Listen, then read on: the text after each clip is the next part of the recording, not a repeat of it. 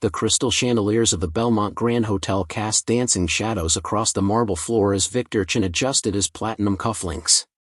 He had just closed a deal worth $40 million, and tonight's charity gala was supposed to be his victory lap. The who's who of San Francisco's elite mingled around him, their laughter echoing off the vaulted ceilings. But Victor wasn't paying attention to any of them.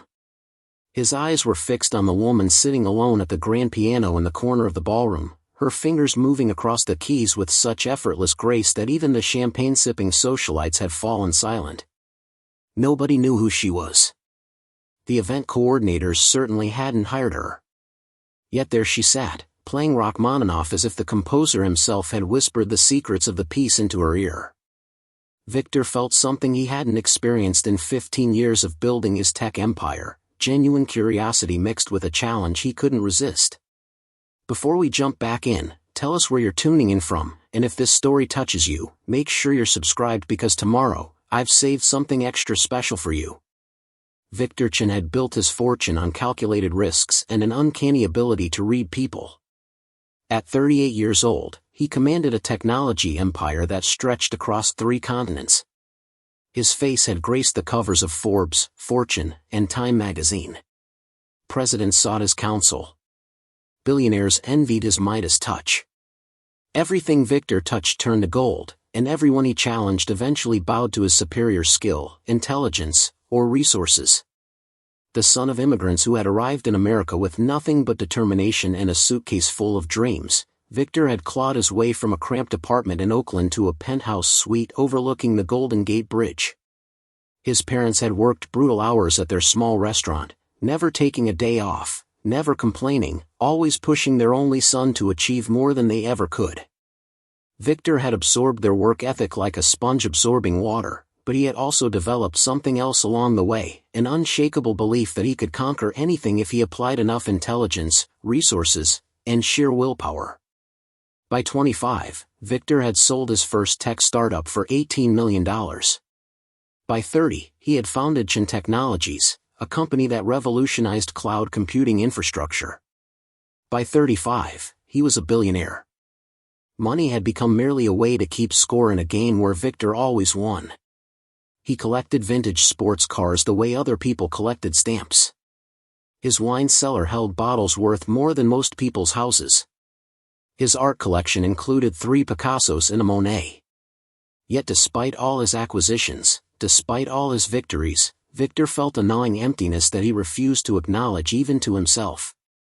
The charity gala tonight was hosted by the San Francisco Arts Foundation, an organization that Victor supported with generous donations each year.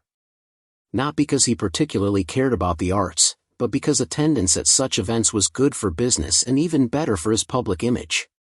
The foundation's president, Margaret Whitmore, had personally thanked him earlier in the evening for his $2 million contribution. Victor had smiled and nodded, accepting her gratitude with the practiced humility of someone who knew that $2 million was pocket change compared to his net worth. The ballroom itself was a masterpiece of old-world elegance. Built in 1927, the Belmont Grand had hosted presidents, movie stars, and royalty. Its walls were paneled in dark mahogany imported from South America. The ceiling featured hand-painted frescoes depicting scenes from classical mythology. Every detail spoke of a time when craftsmanship mattered more than efficiency, when beauty was valued above speed. Victor appreciated the aesthetic even if he didn't fully understand it. He was, after all, a man of the digital age, more comfortable with algorithms than with art history. The evening had proceeded exactly as Victor expected. Cocktails at 7, followed by a 4-course dinner prepared by a Michelin-starred chef. Speeches from board members thanking donors and explaining how their contributions would fund music programs for underprivileged children throughout the city. Victor had heard it all before. He knew the script. Wealthy people gathering to feel good about themselves while writing checks that wouldn't make a dent in their bank accounts. He participated because it was expected, not because it moved him. Then the mystery woman had appeared at the piano. Victor had been discussing a potential merger with James Rothschild, a venture capitalist who controlled more money than some small countries, when the first notes drifted across the ballroom. The sound was so pure, so crystalline, that both men had stopped talking mid-sentence. Around them, conversations died like candles being snuffed out one by one. Everyone turned toward the source of the music. The piano sat in an alcove at the far end of the ballroom, positioned so that a performer could see the entire room while playing. It was a Steinway Model D concert grand, one of the finest instruments in the world, maintained by the hotel at considerable expense even though it was rarely used. Most pianists hired for events like this played background music that guests could safely ignore. This woman was playing something entirely different. Her choice of Rachmaninoff's Piano Concerto No. 2 was audacious. The piece was notoriously difficult, requiring both technical precision and deep emotional understanding. It was the kind of music that separated competent pianists from true masters. Yet this unknown woman tackled it with a confidence that bordered on arrogance, her hands flying across the keys and passages that would have defeated most conservatory graduates. Victor found himself walking toward the piano, drawn by something he couldn't quite name. As he got closer, he could see the woman more clearly. She appeared to be in her early 30s, though her face had a timeless quality that made precise age determination difficult. Her dark hair was pulled back in a simple bun that revealed elegant cheekbones and a slender neck. She wore a plain black dress that probably cost less than the appetizers being served that evening. No jewelry adorned her fingers or ears. No makeup enhanced her natural features. She was beautiful in an understated way that contrasted sharply with the overdressed socialites surrounding her. But it was her hands that captured Victor's attention. They moved with absolute certainty, dancing across the keys as if they knew exactly where to go without conscious thought. Her fingers were long and graceful, yet clearly strong from years of practice. Victor noticed calluses on her fingertips, the mark of someone who played not occasionally but obsessively. These were the hands of a true musician, someone for whom the piano was not a hobby but a calling. The woman's eyes were closed as she played, her face reflecting the emotional journey of the music. During the tender passages, her expression softened into something approaching peace. During the dramatic sections, her brow furrowed with intensity. She was completely absorbed in the performance, seemingly unaware of the 200 people watching her with growing amazement. Victor positioned himself where he could observe both the pianist and the crowd. He saw tears streaming down the face of Catherine Yu, a notoriously tough corporate lawyer who never showed emotion.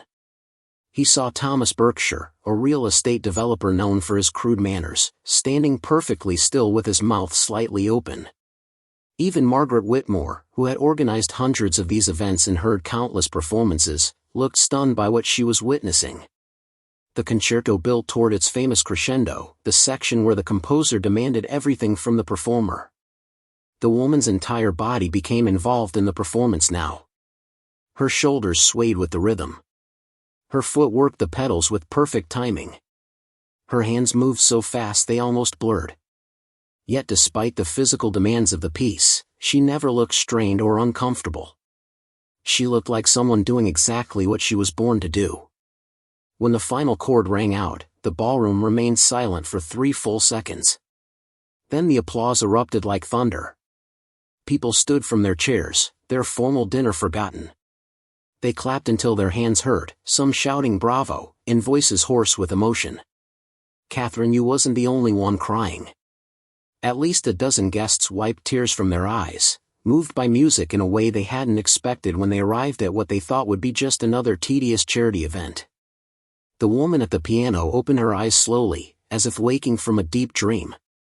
She looked surprised by the standing ovation, surprised that anyone had been listening at all. She stood and gave a small, almost shy bow before beginning to gather a worn canvas bag that had been sitting beside the piano bench. Victor made his decision in that instant. He strode forward with the confidence of someone accustomed to getting what he wanted. The crowd parted for him automatically, recognizing his status even if they didn't know his name. Within seconds, Victor stood directly in front of the piano, blocking the woman's path to the exit. Up close, her eyes were even more remarkable than he had anticipated. They were a deep brown that seemed to contain layers of experience and understanding far beyond what her apparent age should permit. When she looked at him, Victor felt an unfamiliar sensation, as if she could see past all his carefully constructed defenses straight into the core of who he really was. Preparing and narrating this story took us a lot of time, so if you are enjoying it, subscribe to our channel, it means a lot to us. Now back to the story. That was extraordinary, Victor said, extending his hand. Victor Chen.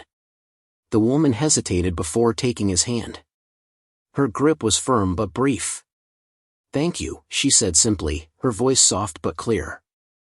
I don't believe I caught your name, Victor continued, flashing the charming smile that had helped him close countless deals. I didn't give it, the woman replied, slinging her canvas bag over her shoulder. Victor was taken aback. People didn't refuse to introduce themselves to him. They usually fell over themselves trying to make a good impression, hoping to gain some advantage from the connection. This woman seemed utterly disinterested in who he was. You're not listed on the program, Victor observed. Are you performing professionally somewhere in the city? I'd like to arrange a private concert. The woman's expression remained neutral. I'm not available for private concerts, Mr. Chen. Now if you'll excuse me. She tried to step around him, but Victor moved to block her path. Several people nearby gasped at his boldness. Margaret Whitmore started forward, perhaps to intervene, but Victor raised a hand to stop her. Wait, Victor said, his voice taking on the intensity he used in business negotiations. You have a gift. Exceptional talent. Why are you playing at charity galas instead of concert halls? Are you represented by an agent? Do you have a recording contract?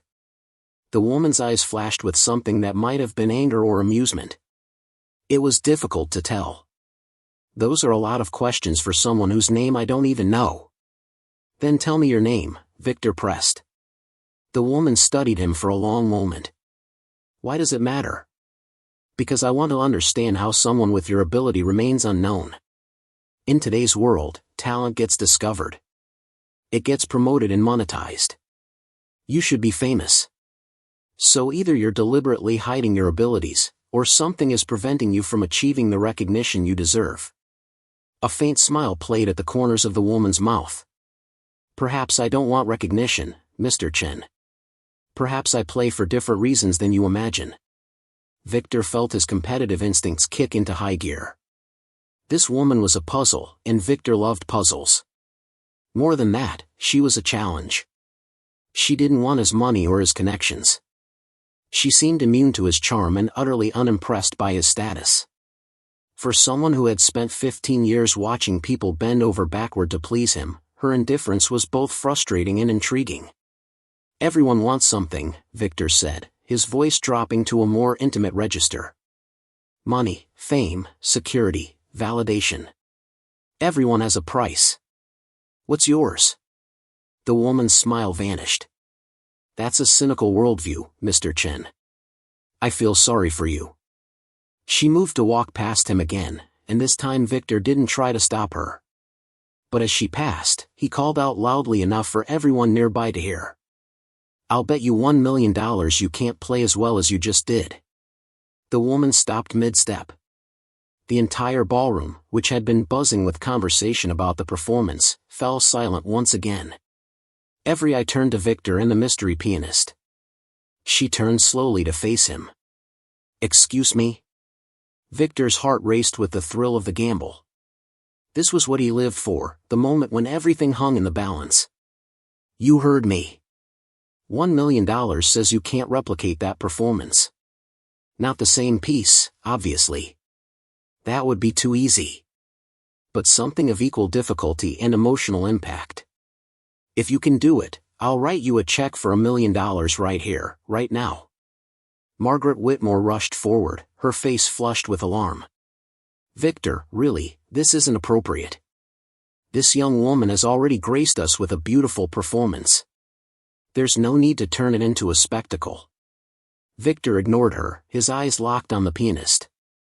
He could see the anger building behind her calm exterior. Good. Anger meant engagement. Indifference was his only real enemy. And if I refuse your ridiculous bet, the woman asked. Then I'll know your performance was a fluke. A lucky moment that you can't consciously control or repeat. It happens. Even broken clocks are right twice a day. The insult hung in the air like smoke. Several guests made sounds of disapproval. James Rothschild stepped forward, placing a hand on Victor's shoulder. "Chen, you're out of line. Apologize to this lady." But Victor kept his gaze fixed on the pianist, watching for any sign of what she would do next. He saw her jaw tighten almost imperceptibly. Her fingers curled into fists at her sides. Then, just as quickly, her hands relaxed. When she spoke, her voice was perfectly controlled. "Your money doesn't impress me, Mr. Chen. But your arrogance offends me. So yes, I accept your bet. Not for the money, which I won't take even if I win. But to teach you that some things in this world can't be measured in dollars." Victor felt a rush of exhilaration. "Then we have a deal. Same piano, same audience. Whenever you're ready." The woman walked back to the piano without another word. She set down her canvas bag and sat on the bench, taking a moment to adjust her position. The ballroom was so quiet that Victor could hear his own heartbeat pounding in his ears. What had he done? He had just challenged a clearly talented pianist to prove herself for his own amusement. Part of him recognized how petty and small that was. But a larger part, the part that had driven him to the top of the business world, simply wanted to win. The woman placed her hands on the keys, then paused. She turned her head to look directly at Victor. "This piece is for everyone who's been told they're not good enough. Everyone who's been judged by people who don't understand what matters." Then she began to play. Victor recognized the opening notes immediately. Beethoven's Piano Sonata No. 14, better known as the Moonlight Sonata. It was one of the most famous pieces ever written, performed by countless pianists over the past 200 years. Victor's first thought was that she had chosen poorly. How could she hope to make an impression with something so familiar? His second thought evaporated as the music filled the ballroom. The woman played the first movement with a delicacy that seemed impossible given the intensity of what had just transpired. Each note was perfectly weighted, creating a sense of profound melancholy that grabbed Victor's chest and refused to let go. This wasn't the mechanical performance of someone who had memorized the notes. This was storytelling through music, each phrase building on the last to create a narrative of loss and longing. Victor found himself unable to maintain his confident stance. Almost involuntarily, he sank into the nearest chair. Around him, other guests did the same. The standing crowd became a seated one, drawn down by the gravity of the performance. As the first movement concluded and the second began, Victor noticed tears on his own cheeks. He couldn't remember the last time he had cried. Perhaps at his father's funeral 8 years ago, though even then he had kept his emotions carefully contained. But something about this music bypassed all his defenses.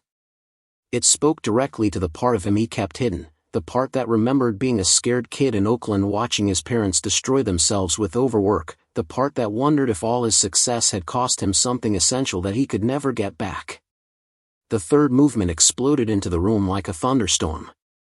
The woman's hands moved with ferocious precision, attacking the keys with controlled violence that perfectly captured Beethoven's revolutionary spirit. This was music that refused to be polite or contained. This was music that demanded to be felt in every cell of your body.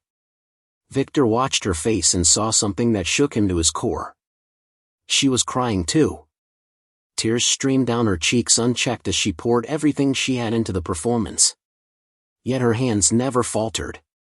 If anything, the emotion made the music more powerful, more authentic, more devastating in its impact.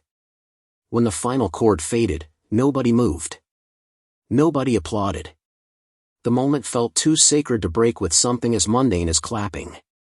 People sat in their chairs, tears flowing freely, each person alone with whatever the music had awakened in them. The woman stood from the piano, wiped her eyes with the back of her hand, and picked up her canvas bag. She walked directly to where Victor sat, stopped in front of him, and spoke in a voice that everyone in the room could hear. "I don't want your money, Mr. Chen. But I do want you to understand something. Real talent isn't about showing off or proving you're better than someone else. It's about service. It's about taking the gifts you've been given and using them to make other people's lives better, even if only for a moment. That's what music is for. That's what any real art is for. She turned to address the entire room. I come here every month when the foundation holds these galas. I don't ask permission because if I did, they'd probably say no. I'm not on their approved list of performers. I don't have the right credentials or connections. But I play anyway because these instruments deserve to be used for something more than background noise, and because sometimes people need to be reminded that beauty still exists in the world. Margaret Whitmore stepped forward, her face a mixture of confusion and awe. Who are you? The woman smiled, a real smile this time. My name is Sophie Martinez. I teach piano to children in the Mission District. Most of my students can't afford lessons, so I don't charge them. I work 3 other jobs to pay my rent and buy food, but teaching those kids is what gets me out of bed every morning. Music saved my life when I was young. Now I try to pass that gift forward. She looked back at Victor. You asked me earlier what my price is, what I want. I want every child in this city to have access to music education, regardless of whether their parents can afford it. I want instruments in schools that have had their arts programs cut. I want teachers who understand that music isn't a luxury but a necessity for the human spirit. That's what I want, Mr. Chen. Can your money buy that? Victor found himself standing without consciously deciding to do so. His mind raced through calculations. $1 million could fund a substantial music program. But Sophie wasn't asking for $1 million. She was asking for something much bigger, something that would require sustained commitment rather than a single check written to make himself feel good. Yes, Victor heard himself say. Yes, it can. Sophie's eyes widened with surprise. What? You're right. My bet was stupid and arrogant. But you've shown me something tonight that I've forgotten existed. Passion that isn't about personal gain. Talent used in service of others. You've given me a gift, Sophie Martinez, and I want to give you one in return. Victor pulled out his phone and dialed his assistant, not caring that it was nearly midnight. She answered on the second ring, accustomed to his unusual hours. Karen, I need you to set up a meeting first thing Monday morning with our foundation board. We're launching a new initiative. Full music education program for San Francisco public schools. I want instruments, teachers, curriculum, everything. Budgeted at $20 million to start. We'll call it the Sophie Martinez Music Foundation. He hung up and looked at Sophie. That's my counteroffer. Not $1 million for one performance, but $20 million to start a program that will touch thousands of children's lives. But only if you agree to run it. You know what these kids need better than any board of directors ever could. Sophie stood frozen, her canvas bag slipping from her shoulder to the floor. I don't understand. Why would you do this? Victor moved closer to her, speaking softly enough that only she could hear. Because you reminded me of something my father used to say. He told me that success isn't measured by how much you accumulate, but by how much you give away. I've spent 15 years accumulating, Sophie. Maybe it's time I learn how to give. The ballroom erupted in applause, but this time it wasn't for the music. It was for the unexpected turn of events, for the billionaire tech mogul who had just been challenged and transformed by an unknown piano teacher from the Mission District. Sophie picked up her bag, her hands shaking. Mr. Chen, I don't know anything about running a foundation. I just teach kids to play piano. Then we'll learn together, Victor said. I know about organization and systems and getting things done. You know about music and teaching and why any of this matters. Seems like a good partnership to me. Margaret Whitmore joined them, her earlier alarm replaced by excitement. Victor, this is wonderful. The foundation would be honored to partner with you on this initiative. We have connections with the school district, existing relationships with music teachers. But Victor shook his head. With all due respect, Margaret, this needs to be separate from existing structures. Too many compromises, too much bureaucracy. Sophie and I will build this from the ground up, Do it right. He turned back to Sophie. What do you say? Will you take a chance on an arrogant billionaire who needs to be taught what really matters? Sophie looked at him for a long moment, searching his face for sincerity. Whatever she saw there must have satisfied her because she slowly extended her hand. On one condition, she said. You have to come teach with me. Not write checks from a distance. Actually show up at the community center where I work and help teach these kids. If you're going to fund music education, you need to understand who it's for. Victor felt a flutter of nervousness. Teaching? He had spoken at business conferences and given interviews to journalists, but the idea of actually teaching children was completely foreign to him. I don't know anything about teaching music, he admitted. Then you'll learn, Sophie said, echoing his earlier words back to him with a slight smile. I know about teaching. You know about getting things done. Seems like a good partnership to me. Victor laughed, a genuine sound of amusement that surprised him.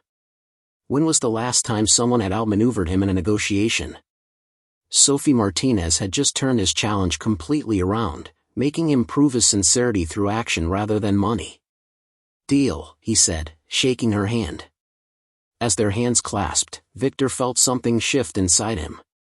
This wasn't just another business transaction. This wasn't another item to check off his list of philanthropic activities. This was the beginning of something that scared him precisely because it mattered in a way nothing had mattered for a very long time. The rest of the evening passed in a blur. Guests surrounded them both, offering congratulations and support. James Rothschild pledged an additional $5 million to the new foundation. Catherine Yu offered to handle all the legal work pro bono. Even people Victor had never met approached to share stories of how music had impacted their own lives. Through it all, Victor found his attention returning again and again to Sophie. She handled the attention with grace but seemed slightly overwhelmed by the sudden focus. He noticed how she kept glancing toward the exit, clearly eager to escape despite the enthusiasm surrounding her. Finally, around 1 a.m, the crowd began to thin. Victor found Sophie sitting alone on the piano bench, her fingers absently playing a simple melody he didn't recognize. Tired? He asked. She nodded.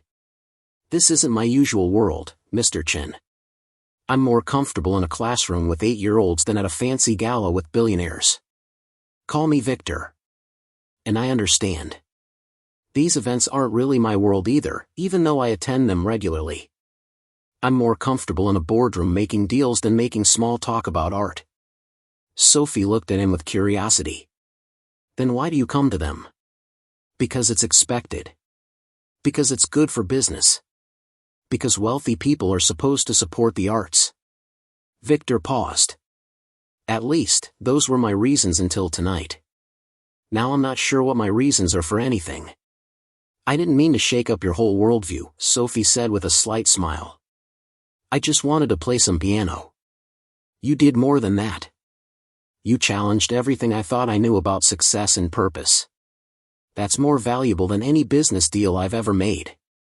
They sat in comfortable silence for a moment, listening to the hotel staff begin the cleanup process around them.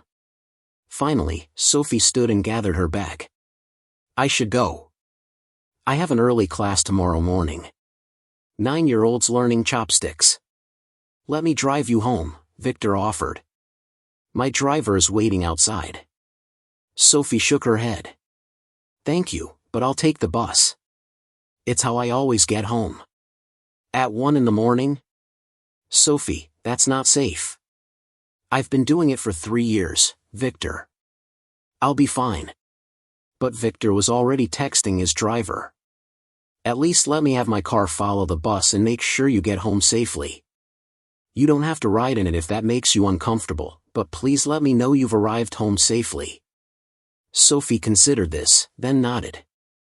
Okay. That's actually kind of thoughtful. They walked out of the ballroom together, Victor noticing how the hotel staff nodded respectfully to him but smiled warmly at Sophie.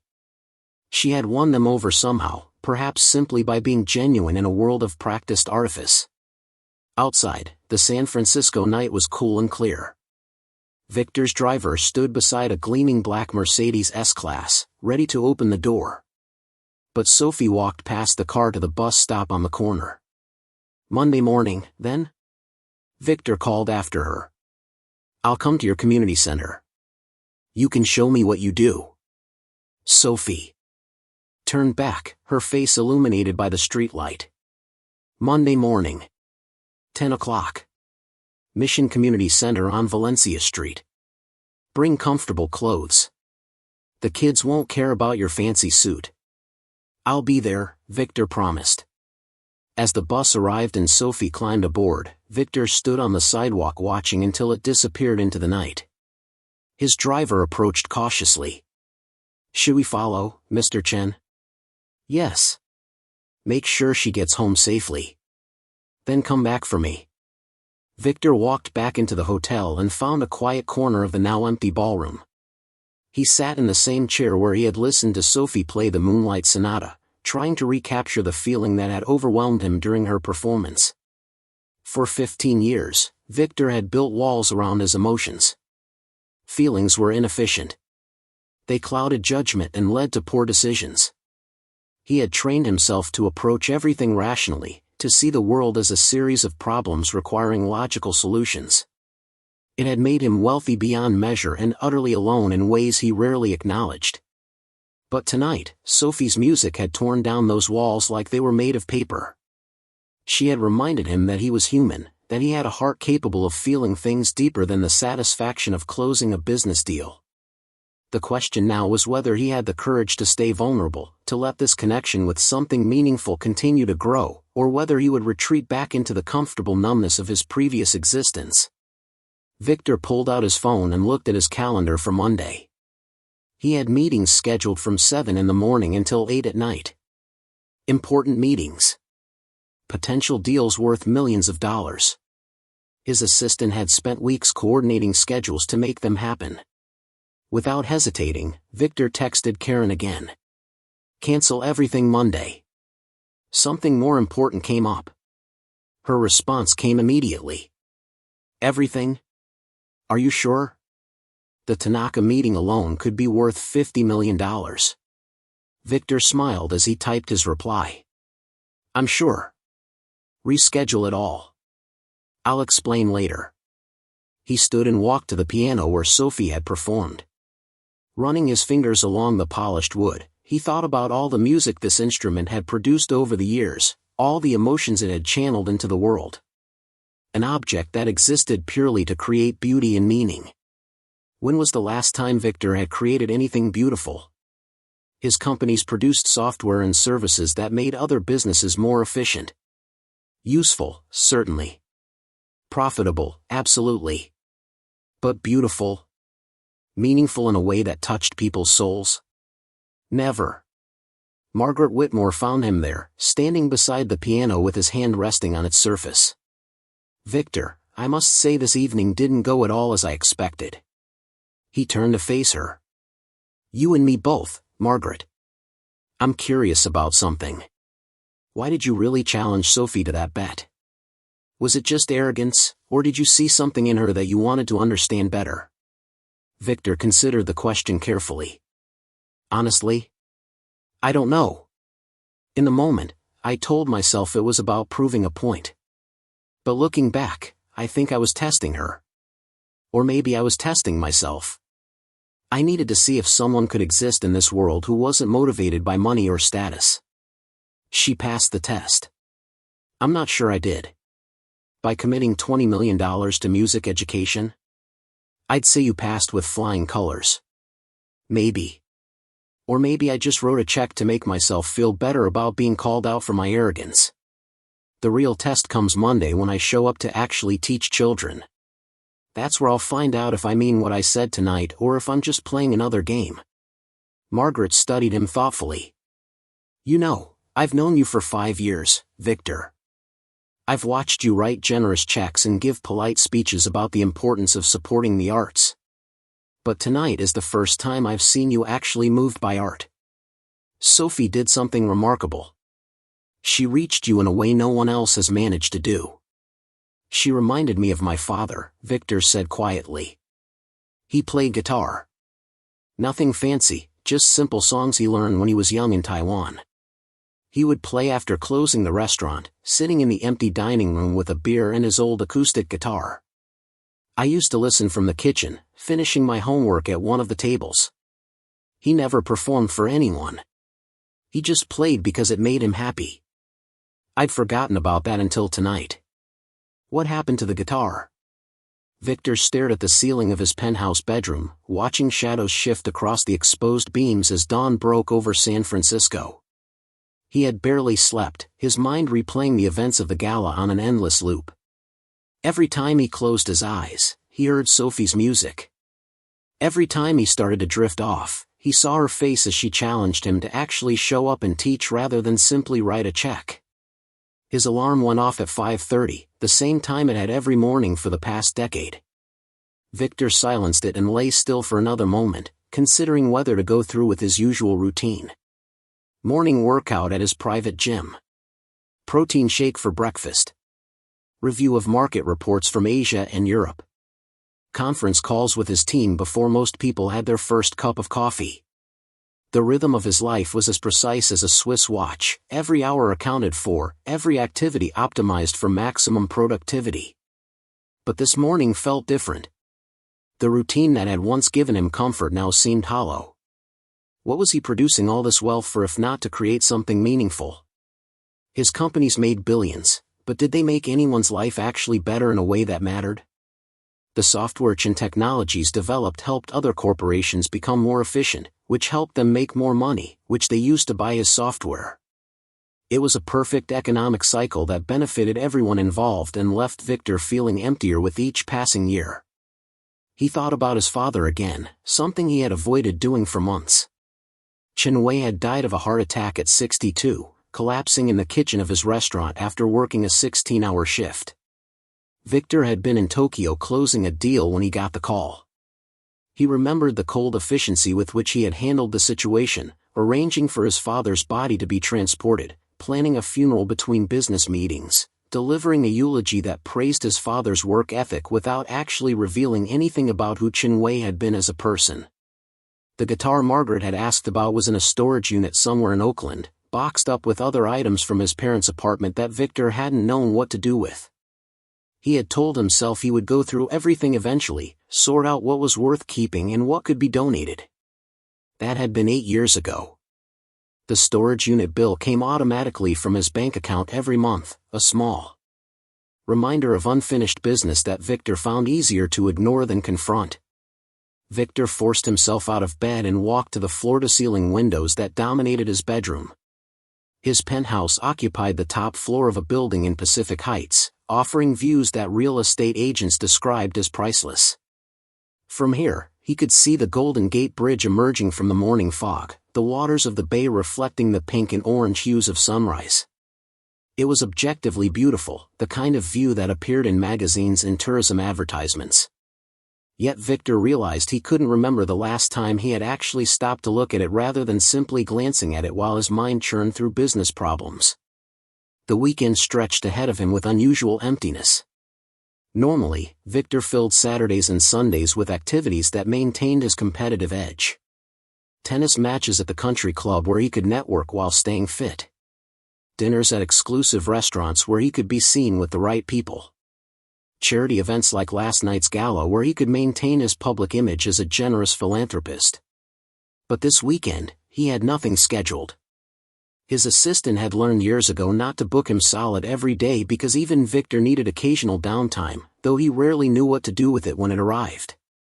He made coffee in his state-of-the-art espresso machine, a device that cost more than many people's monthly rent and produced a perfect cup every time. Victor carried it to his home office, a space dominated by multiple monitors displaying real-time data from markets around the world. Normally, he would spend the next few hours reviewing reports and planning strategy. Instead, he opened his laptop and typed Mission Community Center into the search bar. The center's website was basic, clearly built on a free template by someone with minimal web design skills. But the photos told a story that resonated more deeply than any slick corporate site Victor had ever reviewed. He saw children of all ages engaged in various activities. A cooking class where teenagers learned to prepare healthy meals on a budget. An art room where younger kids created colorful paintings that covered every available wall. A small library where volunteers helped with homework. And in one corner, a room with an old upright piano where Sophie Martinez taught her students. Victor clicked through the photo gallery, finding several images of Sophie with her students. In one, she sat beside a young girl whose fingers were positioned on the keys, Sophie's hand gently adjusting the child's posture. In another, she stood with a group of teenagers who held various instruments, all of them grinning at the camera. Sophie's smile in these photos was different from the carefully controlled expression she had worn at the gala. Here, she looked genuinely happy, completely at ease in a way that Victor envied. The center's mission statement was straightforward. They provided free after-school programs for children in the Mission District, one of San Francisco's most economically diverse neighborhoods. The area had once been predominantly Latino, but gentrification had driven rents sky-high, forcing many families to choose between staying in their community and finding affordable housing elsewhere. The center served children whose parents worked multiple jobs, who didn't have access to expensive private programs, who needed a safe place to spend their afternoons learning and growing. Victor noticed that the center was run entirely by volunteers and funded through small donations. Their annual budget, proudly displayed on the website, was less than what Victor spent on car maintenance each year. Yet they served over 200 children weekly, providing everything from tutoring to music lessons to hot meals for kids who might not eat dinner until their parents came home late from work. He found Sophie's bio on the staff page. It was brief, almost painfully so. Sophie Martinez had been teaching piano at the center for 5 years. She held a degree in music education from San Francisco State University. She believed every child deserved access to quality music instruction regardless of their family's financial situation. There was no mention of where she had studied piano before college, no list of prestigious teachers or competition wins, no explanation of how someone with her extraordinary talent had ended up teaching in a community center rather than performing in concert halls around the world. Victor spent the next hour researching music education in San Francisco public schools. What he found disturbed him more than he expected. Budget cuts over the past 2 decades had decimated arts programs across the district. Schools that once had full-time music teachers now had none. Instruments sat and used in storage closets because there was no one to teach children how to play them. Students who showed aptitude for music had no path to develop their abilities unless their parents could afford private lessons, which most couldn't. The statistics painted a clear picture.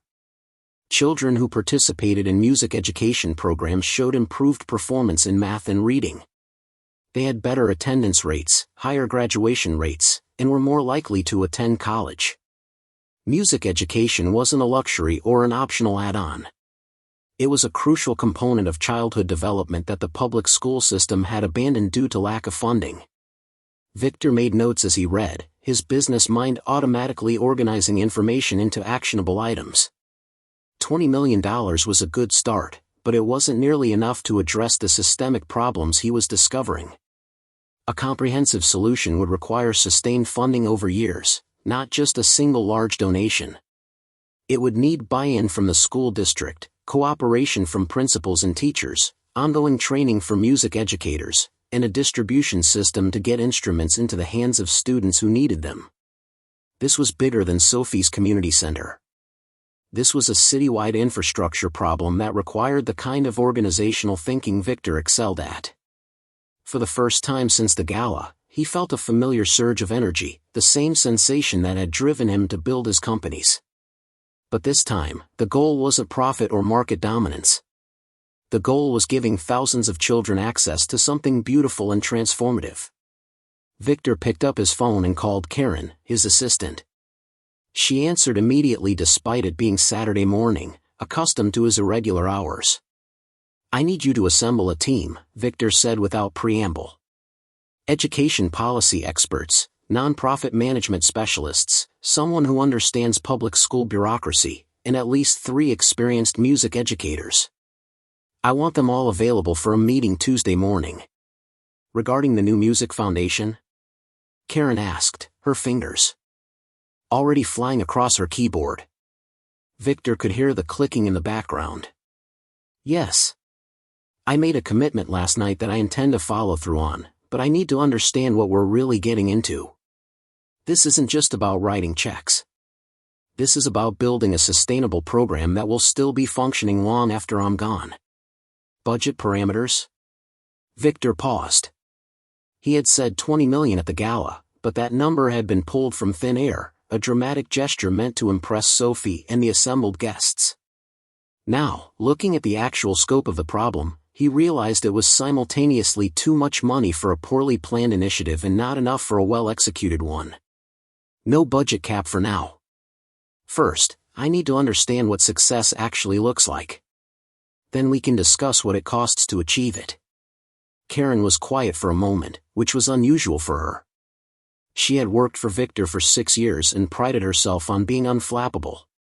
Victor, forgive me for saying this, but you sound different. Is everything okay? Victor laughed, surprising himself. I'm not sure, Karen. Something happened last night that I'm still trying to process. But I think it might be the best thing that's happened to me in a very long time. After ending the call, Victor returned to his research, diving deeper into the world of music education. He read academic papers about the neurological benefits of learning instruments. He studied successful music programs in other cities, analyzing what made them work and what challenges they faced. He reviewed financial models for nonprofit organizations, comparing different funding structures and sustainability strategies. Hours passed without Victor noticing. This was the state he usually entered when solving complex business problems, a kind of flow where time became irrelevant and only the puzzle mattered. But this puzzle felt different because the stakes weren't measured in dollars and market share. The stakes were children's futures, their ability to experience beauty and express themselves creatively, their chance to discover talents they didn't know they possessed. Around noon, Victor's stomach reminded him that he hadn't eaten breakfast. He wandered to his kitchen and stared at the contents of his refrigerator, which contained mostly prepared meals from expensive organic delivery services. Everything was healthy and convenient and utterly joyless. Victor couldn't remember the last time he had actually cooked something, the last time food had been anything more than fuel to keep his body functioning optimally. He thought about Sophie mentioning her students learning chopsticks, about the simple pleasure of teaching a child to play a few notes on a piano. When was the last time Victor had experienced that kind of uncomplicated joy? When was the last time he had done something purely because it brought happiness rather than because it advanced some strategic goal? Victor grabbed his keys and wallet and left his penthouse, startling his doorman who was unaccustomed to seeing him leave on a Saturday without his driver. He walked through Pacific Heights, past multimillion-dollar homes and pristine sidewalks, heading toward the Mission District. It was a journey he had never made on foot, one that took him from one of the city's wealthiest neighborhoods to one of its most economically challenged. The walk took over an hour, but Victor didn't mind. He needed time to think, time to process everything that was happening. As he moved through different neighborhoods, he saw the city in a way his car rides had never allowed him to notice. Young families pushing strollers. Street vendors selling food from carts. Groups of teenagers laughing on corners. Elderly people sitting on benches watching the world go by. All of it was part of San Francisco, but it existed in a different dimension from the one Victor usually inhabited. The Mission District itself vibrated with life in a way that Victor's neighborhood never did. Murals covered building walls, telling stories of cultural heritage and community pride. Music drifted from open windows and doorways. People called to each other in Spanish and English, sometimes mixing both languages in the same sentence. There was an energy here, a sense of people actually living rather than simply existing in expensive isolation. Victor found the Mission Community Center on Valencia Street, a modest 2-story building that looked like it had been there since the 1960s. The exterior needed paint, and some of the windows had cracks that had been patched with tape. But the front door was propped open, and through it Victor could see children running around while adults supervised from chairs along the walls. He hesitated before entering.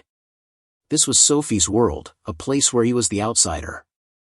His expensive clothes and designer watch marked him as someone who didn't belong here. For someone accustomed to walking into any room with complete confidence, the moment of uncertainty was unsettling. A woman emerged from the building, carrying a large bag of trash toward the dumpster in the alley. She was in her 60s, with gray hair pulled back in a practical ponytail and a face that suggested she had seen pretty much everything life could throw at her. "Can I help you?" she asked, eyeing Victor's outfit with amusement. "I'm looking for Sophie Martinez." "Is she here?" "Sophie comes on Monday mornings for her piano lessons. Today's just general activities." "You a parent?" "Because you don't look like any of our usual parents." Victor smiled. "No, I'm not a parent. I'm someone who met Sophie last night and wants to learn more about what she does here." The woman set down the trash bag and studied him more carefully. "You're the one from the gala. The rich guy who made the bet." Word travels fast. "Sophie called me this morning, all excited and nervous at the same time. Said some billionaire promised to fund a citywide music program and wants her to run it." The woman extended her hand. "I'm Rosa Delgado. I founded this center 20 years ago when my own kids were young and had nowhere safe to go after school." Victor shook her hand, impressed by her grip. "Victor Chen. And yes, I did make that promise. I intend to keep it. We'll see. Lots of rich people make promises to communities like ours. Not so many follow through once they realize it's actual work and not just writing a check. That's fair. I deserve skepticism. But I'm here, aren't I? On a Saturday, in clothes that are completely inappropriate, trying to understand what Sophie does and why it matters." Rosa's expression softened slightly. "Come on. I'll give you the tour." She led Victor inside, and he was immediately struck by how different the center was from what he had imagined. The building was old and worn, but it was also clearly loved. Children's artwork covered every wall. Handmade signs indicated different activity areas. The smell of cooking food drifted from somewhere deeper in the building. "We serve about 50 kids on Saturdays," Rosa explained as they walked through a large room where children were working on various art projects. "During the week, we get closer to 100 each day. We're open from 3 in the afternoon until 7 in the evening on weekdays, 10 to 4 on Saturdays. Closed Sundays so our volunteers can have a day off." Victor watched a volunteer help a young boy glue cotton balls onto a paper plate to make a sheep. The boy's tongue stuck out slightly in concentration, his small hands working carefully to place each cotton ball exactly where he wanted it. When he finished, the volunteer praised his work enthusiastically, and the boy's face lit up with pride. "All our staff are volunteers?" Victor asked. "Every single one. We couldn't afford to pay salaries even if we wanted to. Most of our volunteers are retired teachers, college students getting experience for their education degrees, and parents from the community who want to give back." They moved to another room where teenagers were doing homework at tables while a volunteer circulated to help with questions. Victor noticed that some of the textbooks were old and worn, pages held together with tape.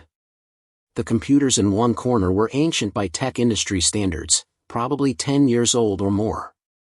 "Our technology is pretty outdated," Rosa admitted, following his gaze. "We take what we can get. A company donated those computers 5 years ago when they were upgrading their offices. They're slow, but they work well enough for kids to do research papers." Victor made a mental note. Upgrading the center's technology would be easy and relatively inexpensive. Chen Technologies probably had hundreds of computers sitting in storage that would be major improvements over what he saw here. They climbed a narrow staircase to the second floor, where Rosa showed him the music room. It was smaller than Victor expected, barely large enough for the old upright piano that occupied most of the space. Sheet music was stacked on every available surface. A small whiteboard on the wall showed a staff with notes drawn on it. 2 folding chairs sat beside the piano bench. "This is where Sophie works her magic," Rosa said. "She teaches 6 students on Monday mornings, another 6 on Wednesday afternoons, and 4 more on Friday evenings. That's all we have room for. We have a waiting list of over 40 kids who want piano lessons, but Sophie can only take so many. Why doesn't she teach at her own place? Because Sophie doesn't have a piano at home. She lives in a studio apartment that's too small for an instrument. The only piano she has access to is this one and the one at a church that lets her practice there early in the mornings before services start. Victor felt a pang of guilt remembering his comment about her playing being a fluke, about broken clocks being right twice a day. Here was a woman so dedicated to music that she woke up before dawn to practice in a church, who taught as many students as she could fit into her schedule, who played at galas without permission because she believed beautiful instruments deserved to be used for something meaningful. "Tell me about Sophie," Victor said. "How did she end up here?" Rosa leaned against the wall, her expression becoming more guarded. "That's Sophie's story to tell, not mine. But I can tell you what I've seen in the 5 years she's been volunteering here. She's the most dedicated teacher I've ever met. She doesn't just teach kids to play notes. She teaches them to love music, to express themselves, to believe they can create something beautiful even when the rest of the world tells them they're not good enough." Has she always wanted to teach? I think Sophie wanted to perform. I think she dreamed of concert halls and recordings and all the things that talented classical musicians dream about. But life doesn't always work out the way we plan. She ended up here instead, and I'm grateful for that even if she might have regrets about the path not taken. They returned to the first floor, where Rosa showed Victor the kitchen. A woman was preparing sandwiches for the children, working efficiently to make enough for 50 kids. She smiled at them but didn't stop her work. "That's Maria. She comes every Saturday to make lunch. Used to be a lunch lady at a public school before she retired. Now she does this because she can't stand the idea of kids being hungry." Victor watched Maria work, noticing how she cut each sandwich into neat triangles, how she arranged them on plates with the same care someone might give to an expensive restaurant presentation. These children might not have much, but the people who worked at this center made sure they felt valued and cared for. "What would it mean to this center if we could expand?" Victor asked. "If money wasn't a concern, what would you do differently?" Rosa's eyes lit up. "Are you serious?" "Completely serious." She led him back to her small office, which was barely larger than a closet. The desk was covered with papers, bills, donation requests, and schedules written on sticky notes that covered every available surface. Rosa pulled out a worn notebook and opened it to a page covered with her handwriting. "I keep a dream list," she said. "Things I would do if I won the lottery or if some miracle happened. Want to hear it?" "Please." "First, I'd hire actual staff instead of relying entirely on volunteers. Don't get me wrong, our volunteers are amazing. But they have their own lives and responsibilities. If someone gets sick or has a family emergency, programs get canceled. I'd love to have paid staff who could provide consistency." Victor nodded, making mental notes. "Second, I'd expand our hours. Right now, we're only open about 30 hours a week. But kids need support every day, including mornings during summer break when school is out. I'd love to run a full summer program." "What else?" "Better facilities. This building is falling apart. The roof leaks when it rains. The heating barely works in winter. The bathrooms need major repairs. I'd love to either renovate this place properly or move to a larger building that could accommodate more children." Rosa's voice grew more animated as she continued. "I'd create a proper music program, not just Sophie teaching piano in a tiny room. I'd have instruments for kids to try. Guitar, drums, violin, whatever they want to learn. I'd bring in multiple music teachers so more kids could participate. Right now, we have to turn away so many children because we just don't have the capacity." "How many children do you turn away?" "Last year, we had inquiries from over 300 families. We could only serve about 60% of them. That means roughly 100 kids who needed our programs didn't get access."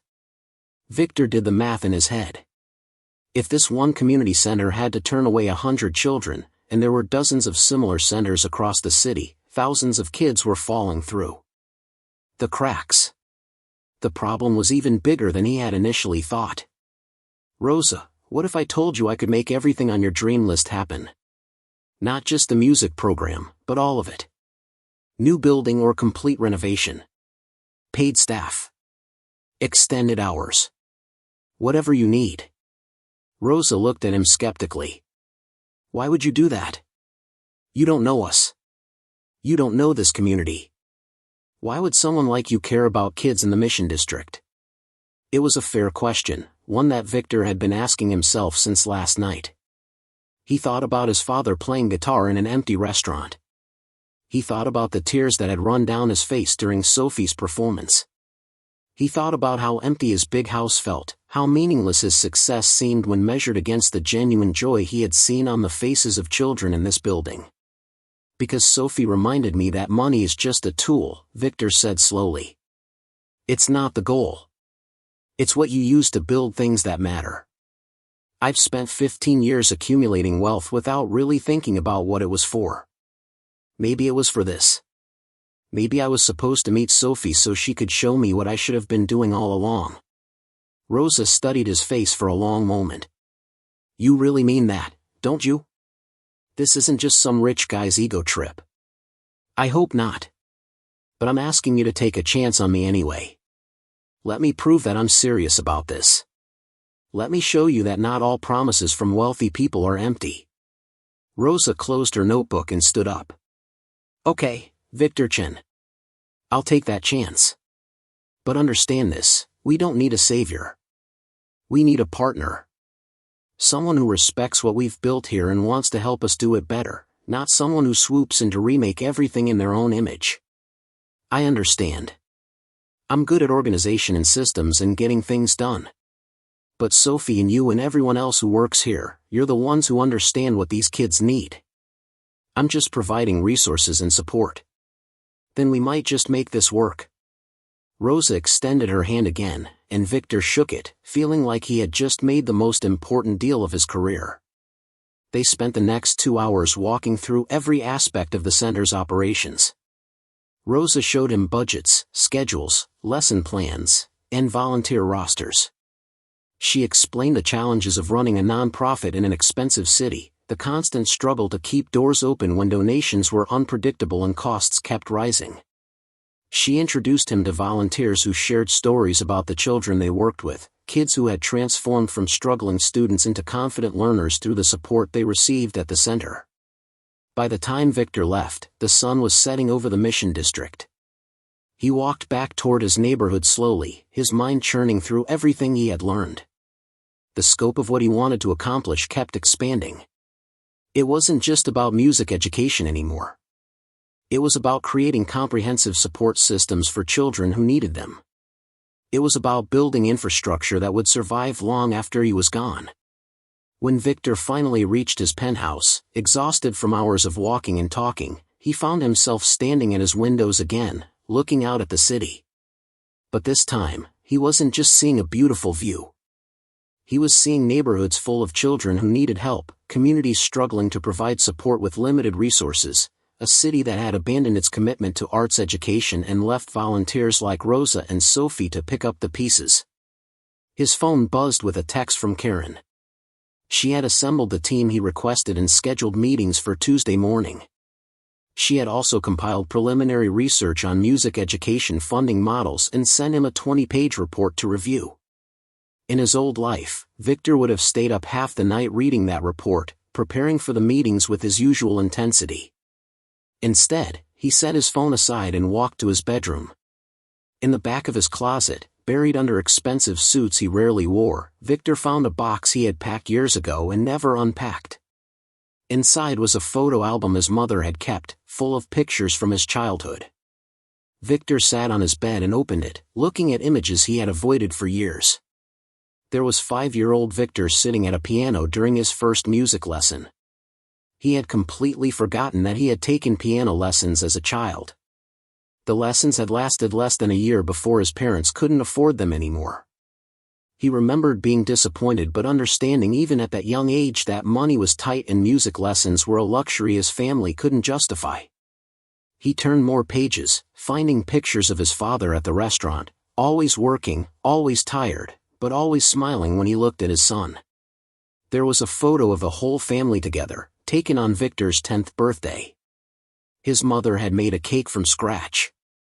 His father had closed the restaurant early so they could celebrate. They looked happy despite having so little. When had Victor stopped valuing happiness? When had success become measured only in dollars rather than in moments of joy and connection? He couldn't pinpoint the exact moment, but somewhere along the path from that cramped apartment in Oakland to this penthouse in Pacific Heights, he had lost something essential. Sophie was helping him find it again. Not through her music alone, though that had been the catalyst, but through her example of living for something beyond herself, of using her gifts to serve others, of finding purpose in teaching children who might never become professional musicians but who would carry the gift of music with them for the rest of their lives. Victor set the photo album aside and pulled out his laptop. He opened a document and began to write, not business plans or financial projections, but something more personal. He wrote about his father and the guitar that sat in a storage unit waiting to be claimed. He wrote about the piano lessons he had forgotten. He wrote about the emptiness of success without meaning. And he wrote about Sophie Martinez, a woman who had challenged him to become someone better than the person he had been. When he finally finished writing, it was past midnight. Victor saved the document and closed his laptop. Tomorrow was Sunday, one more day before he would show up at the Mission Community Center to begin learning what it meant to actually teach rather than just provide resources from a distance. He felt nervous in a way he hadn't felt in years. Not the nervous energy before a big business deal, but genuine anxiety about stepping into a role where he had no expertise, where his wealth and status meant nothing, where he would be judged entirely on his ability to connect with children and help them learn. It was terrifying and exhilarating at the same time. Victor lay in bed, but sleep didn't come easily. His mind kept returning to the image of Sophie sitting at that piano, tears streaming down her face as she played the Moonlight Sonata with a passion that had reached into his chest and awakened something he thought had died years ago. She had given him a gift more valuable than any business deal, the gift of remembering why life mattered, why beauty and meaning in human connection were worth more than all the money in the world. Tomorrow, he would begin the process of trying to give that gift to others. And unlike every other project he had undertaken in his adult life, success wouldn't be measured in profits or market share. It would be measured in children's smiles, in the confidence that came from mastering a new skill, in the joy of creating something beautiful where nothing had existed before. For the first time in 15 years, Victor Chen fell asleep excited about the future, not because of what he might gain, but because of what he might be able to give away. Monday morning arrived with gray skies and light rain. Victor dressed in jeans and a simple sweater, feeling strange without his usual business attire. He arrived at the Mission Community Center at 9:45, 15 minutes early because old habits died hard. Sophie was already there, setting up chairs in the music room. She wore faded jeans and a worn cardigan, her hair pulled back in a practical ponytail. When she saw Victor, her eyebrows rose in surprise. "You actually came." "I said I would." Most people say a lot of things after a few glasses of champagne at a gala. Following through is different.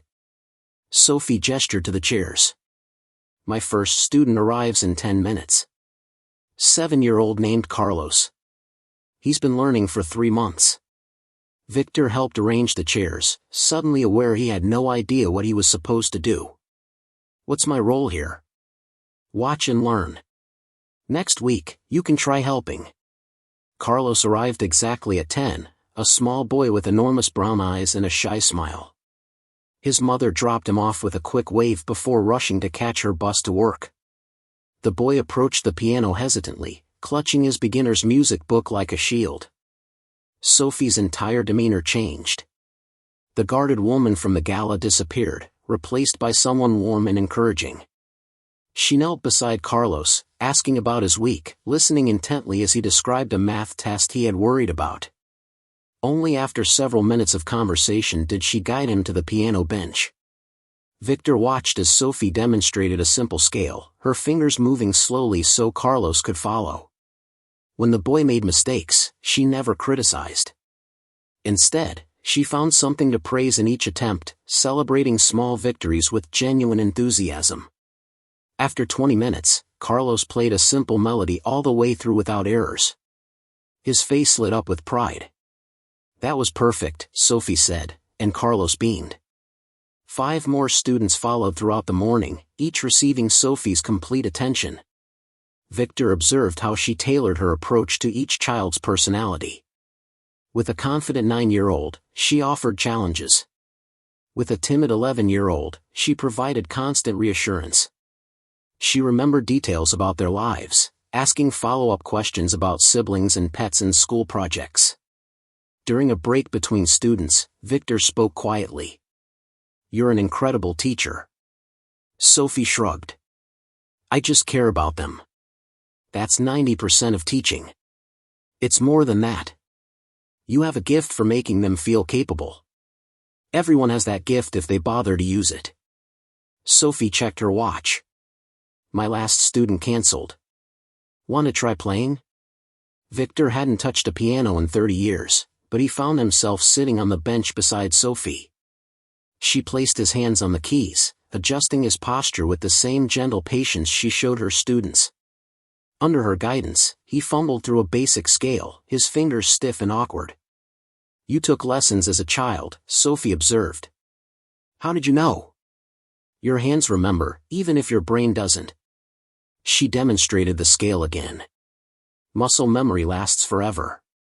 For the next hour, Sophie taught Victor basic exercises. He made countless mistakes, but she never showed frustration. Instead, she encouraged each small improvement, celebrating when he finally played 5 notes in sequence without errors. Victor felt something unexpected, joy untainted by competition or achievement. Just the simple pleasure of learning something new. "Thank you," he said when they finished. "For giving me a chance. Thank you for showing up. Rosa told me you visited Saturday." That impressed her, and Rosa doesn't impress easily. Over the following weeks, Victor became a regular presence at the center. He upgraded their computers with equipment from Chen Technologies. He hired contractors to fix the leaking roof and repair the bathrooms. But more importantly, he showed up every Monday to help with music lessons, gradually learning how to assist students with basic techniques. The Sophie Martinez Music Foundation launched 3 months later with a gala that felt different from the one where they had met. This time, the event featured performances by Sophie's students, children from the Mission District playing piano for San Francisco's elite. Carlos played his simple melody without errors, receiving a standing ovation that made him grin so wide Victor thought his face might split. Victor announced expanded plans that night. Not just music education, but comprehensive after-school programs across the city. 20 community centers would receive funding, staff, and resources. Sophie would train music teachers while maintaining her own students at the Mission Community Center. Rosa would consult on program development, ensuring community voices shaped every decision. In his speech, Victor spoke honestly. "I spent 15 years building wealth without understanding what it was for. Sophie Martinez taught me that real success isn't measured in bank accounts. It's measured in children who discover they're capable of creating beauty. It's measured in communities that support each other. It's measured in moments of genuine human connection." He looked at Sophie, who sat in the front row beside Rosa. "She challenged me to become someone better. I'm still learning, still making mistakes. But I'm finally doing something that matters." The foundation flourished. Within 2 years, over 3,000 children participated in music programs across San Francisco. Many showed remarkable talent. Some simply found joy in making music. All of them learned they deserved access to beauty and creativity regardless of their economic circumstances. Victor still ran Chen Technologies, but he spent equal time on the foundation. He learned to play piano well enough to perform simple duets with beginning students. He attended recitals and celebrated milestones. He built relationships with families who taught him more about resilience and determination than any business school ever had. Sophie remained at the Mission Community Center, training new teachers but never stopping her own work with students. She and Victor became close friends, bonded by their shared commitment to children who needed advocates. She still played at charity galas occasionally, always without permission, always leaving audiences wondering about the mysterious pianist who appeared and vanished like music itself. 3 years after their first meeting, Victor stood in the renovated music room at the Mission Community Center, watching Sophie teach Carlos, now 10 years old and working on advanced pieces. The boy who had once clutched his beginner's book like a shield now played with confidence and joy. Victor thought about the storage unit in Oakland where his father's guitar still waited. This weekend, he would finally claim it. Maybe he would learn to play it. Maybe he would donate it to a student who needed an instrument. Either way, it was time to honor his father's memory by following the example he had set, finding happiness in simple music played for the love of playing. Sophie caught his eye and smiled. In that moment, Victor understood something profound. The $1 million bet hadn't been about music at all. It had been about whether he could learn to value things that couldn't be measured in money. Sophie had won that bet the moment she accepted his challenge. But they had both won something far more valuable, purpose that gave their lives meaning beyond themselves. Up next, you've got 2 more standout stories right on your screen. If this one hit the mark, you won't want to pass these up. Just click and check them out.